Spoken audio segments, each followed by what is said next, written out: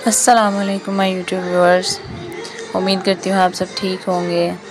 आज हम एक ऐसे टॉपिक पर बात करने जा रहे हैं जो हर माँ बनने वाली फ़ीमेल के लिए जानना ये बातें बहुत ज़रूरी हैं। हम देखने वाले हैं कि ऐसी कौन सी 10 सिम्टम्स हैं जो आपकी नॉर्मल डिलीवरी को मुश्किल बना सकती हैं।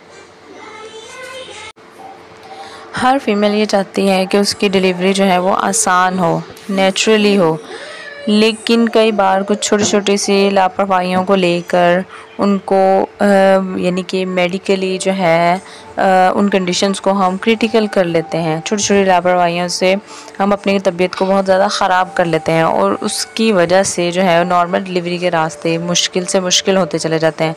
आज हम जो बातें डिस्कस करने वाले हैं, हो सकता है आप में से बहुत सारे लोगों को इनके बारे में ना पता हो या पता हो, लेकिन इनके ख़तरनाक हद तक जो है वो जो असरात हैं जो फ़ीमेल के ऊपर या बेबी के ऊपर पड़ सकते हैं, इनके बारे में शायद आपको ना पता हो। तो आइए एक एक करके हर सिम्टम को समझते हैं और आखिर में कुछ यूज़फुल टिप्स भी आपसे मैं शेयर करने वाली हूँ जो नॉर्मल डिलीवरी में आपके लिए हेल्पफुल रहेंगी। ठीक है जी।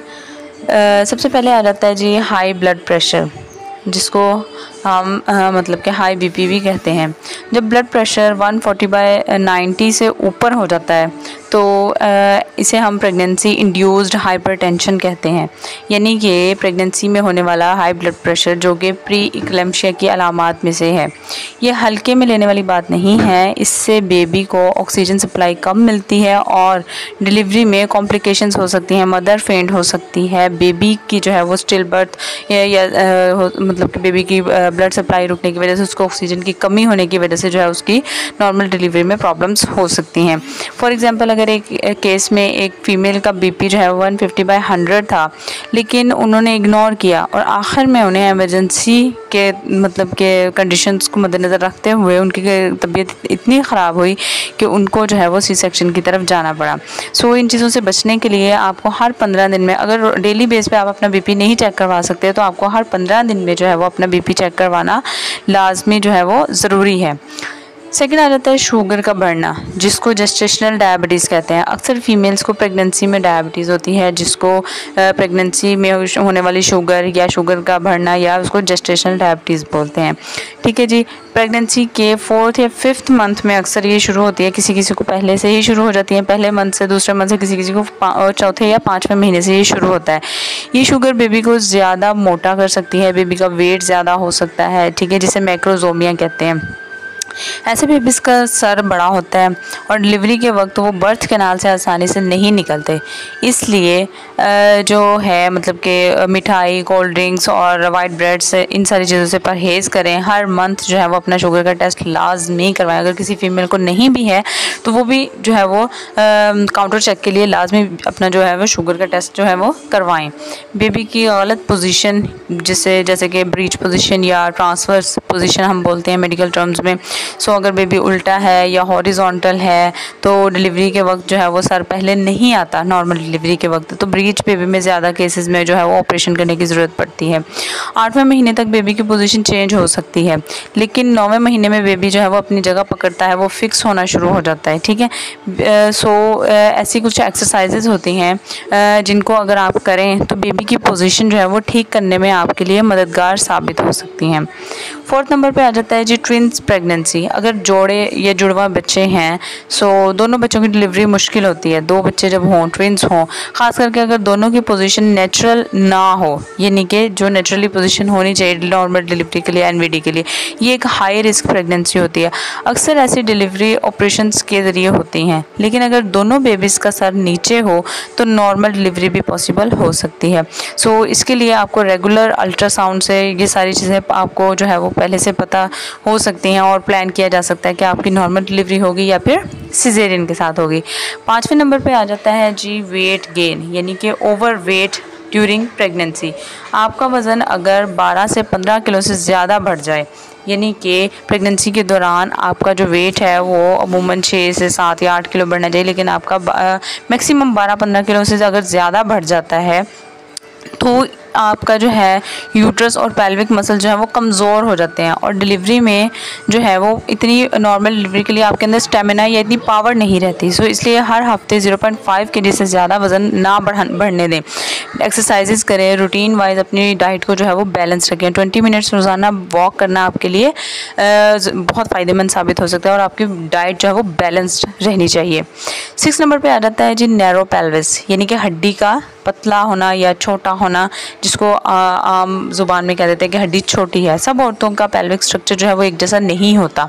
कुछ बहनें नेचुरली नैरो पेल्विस के साथ होती हैं जहाँ से बेबी का यानी कि सर निकलना बहुत मुश्किल हो जाता है। ऐसे केसेस में डॉक्टर्स जो है वो इंटरनल चेकअप से डिलीवरी का यानी कि जो तय करते हैं कि नॉर्मल डिलीवरी हो सकती है या नहीं, या फिर एक एक्सरे करवाया जाता है जिससे पता चलता है कि आपकी हड्डी का साइज़ जो है वो नॉर्मल डिलीवरी के लिए, बच्चे को नॉर्मली पैदा करने के लिए ठीक है, नॉर्मल है या नहीं।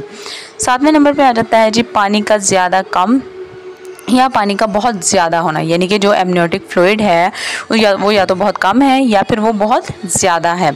अगर बेबी के इर्द गिर्द का पानी जो है वो ज़्यादा कम हो जाए तो ये जो है वो बेबी के लिए डेंजर जोन यानी कि बन सकता है, और अगर पानी ज़्यादा हो तो भी बेबी की पोजीशन जो है वो बिगड़ सकती है, बेबी की हालत जो है वो यूट्रस में बिगड़ सकती है।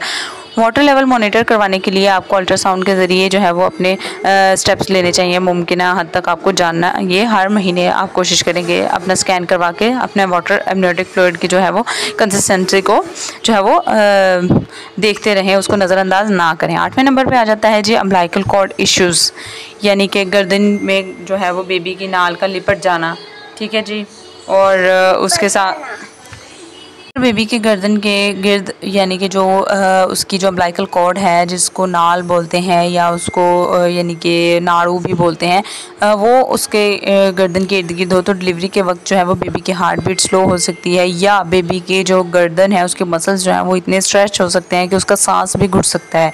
सो ये इशू अक्सर जो है वो लास्ट अल्ट्रासाउंड में जो है सामने आता है। रेगुलर चेकअप इसके लिए भी बहुत ज़रूरी है। 9वें नंबर पे आ जाता है जी ब्लीडिंग और स्पॉटिंग इन 3rd ट्राइमेस्टर, यानी कि तीसरे ट्राइमेस्टर में ब्लीडिंग का मतलब हो सकता है कि प्लेसेंटा प्रीविया है या यूट्राइन रप्चर का रिस्क है। ऐसी सूरत में नॉर्मल डिलीवरी इम्पॉसिबल है, ये इमरजेंसी कंडीशन है। इसके लिए फ़ौरन आपको डॉक्टर से जो है वो कंसल्ट करके जो है वो आपका सिजेरियन ही जो है वो प्लान करना होगा। 10th नंबर पे आ जाता है जी मदर्स वीकनेस और लेक ऑफ एक्सरसाइज, यानी वो माएँ, वो लड़कियां जो कि एक्सरसाइज नहीं करती ड्यूरिंग प्रेगनेंसी, अपने पेल्विक मसल्स को स्ट्रॉन्ग नहीं करती। तो क्या होता है कि आजकल के लाइफस्टाइल में औरतें प्रेगनेंसी में चलना फिरना छोड़ देती हैं, बिल्कुल बेड रेस्ट जो है वो करती हैं। वीक मसल्स होते हैं उनके, फिर लो स्टेमिना और फियर नॉर्मल डिलीवरी जो है वो बहुत मतलब कि बना देती हैं कि उनको बहुत डर होता है नॉर्मल डिलीवरी का। तो simple squat pelvic exercises, breathing practice delivery को आसान बनाती है नॉर्मल डिलीवरी को। सो उम्मीद करती हूँ कि आप सबको जो है वो मेरी ये वीडियो जो है वो अच्छी लगी होगी, और वो फीमेल्स जो कि नॉर्मल डिलीवरी प्लान करना चाहती हैं वो अपने बच्चे को नेचुरली पैदा करें बिना किसी मुश्किल के। लेकिन हमें ये समझना होगा कि हर सिम्टम्स को इग्नोर करना अपने आप से दुश्मनी है। अगर आप वक्त पर चेकअप्स करेंगी, करवाएंगी, अपना ख्याल रखेंगी, एक्सरसाइज करेंगी और दुआ और दवा दोनों को साथ लेकर चलेंगी तो आपके लिए जो है वो मतलब कि बहुत आसानियाँ पैदा होंगी। इंशाल्लाह आपकी जो है वो नॉर्मल डिलीवरी होगी। आप सबके लिए मेरी दुआ है कि आपका सफ़र मुकम्मल, महफूज और सुकून भरा हो। अगर आपको ये वीडियो पसंद आई हो तो लाइक करें। किसी भी मतलब कि प्रेग्नेंट फ़ीमेल को जो है वो उसके साथ ये वीडियो ज़रूर शेयर करें, और हेल्थ विद हरीम को सब्सक्राइब करना मत भूलें। मैं मिलती हूँ अगली वीडियो में किसी और अच्छे और बेहतर टॉपिक के साथ।